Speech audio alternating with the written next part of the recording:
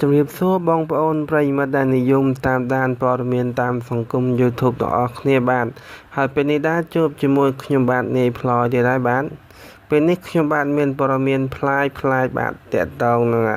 ប្រភពព័ត៌មានមកពីប្រទេសចិនបាទបងប្អូនមើលរូបភាពទៅដឹងហើយអន្តិតនេះវាបាទនិយាយឈួនមិនដឹងជាមិនដឹងបានដើរស្រាតពេញផ្សារតែម្ដងបាទបងប្អូនគិតមើលទៅប្រហែលជាគាត់មានវិបត្តិឬក៏វាកាត់ជំងឺវិកលចរិតហើយក៏មិនដឹងបានដើរស្រាតពេញតែផ្សារប៉ុន្តែបើថាគាត់មានបញ្ហាស្តិអារម្មណ៍ហេតុអីដើរកាន់កាបូបទៀតបាទលោកគាត់ចង់ឲ្យមានភាពភ្ញាក់ផ្អើលនៅក្នុងផ្សារឬក៏មិនដឹងបាទឥឡូវយើងកុំឲ្យខាតពេលយើងមើលខ្លឹមសារបន្តិចទាំងអស់គ្នាបាទអញនោះស្រីស្អាតបើមិនដែលឃើញរស់រានឡើងព្រោះ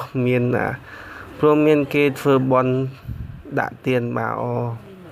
នេះសំបីចំណងជើងក៏ប្លែកដែរបងប្អូនបាទល្បីនៅក្នុងប្រទេសចិនលើបណ្ដាញប្រព័ន្ធមីក្រូហ្វូនបាទ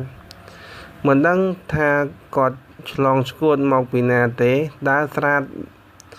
ដោយសារសម្បល់ស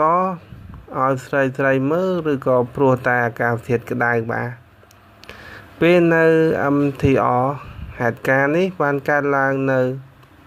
Admin Rank T បាទហាងហៅក្នុង MTR ប្រទេសចិនបាទតែគាត់ថាមិនបានឈួតទេបាទមកពីក្តៅពេកបាទនេះជារូបភាពបាទមើលទៅ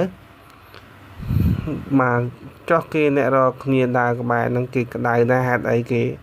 មិនស្រាតដើរមានតែគាត់ម្នាក់ស្រាតដើរពេញផ្សារបាទគាត់មិនឈួតទេក៏វិកលចរិតដែរបងប្អូនបាទហើយចំពោះព័ត៌មាននេះគឺមានតែប៉ុណ្ណឹងបាទរៀងខ្លីតិចឯងបងប្អូនណាបាទអញ្ចឹងសូមបងប្អូនជួយ like share subscribe ដើម្បីទទួលបានព័ត៌មានថ្មីទៀតបាទសូមអរគុណ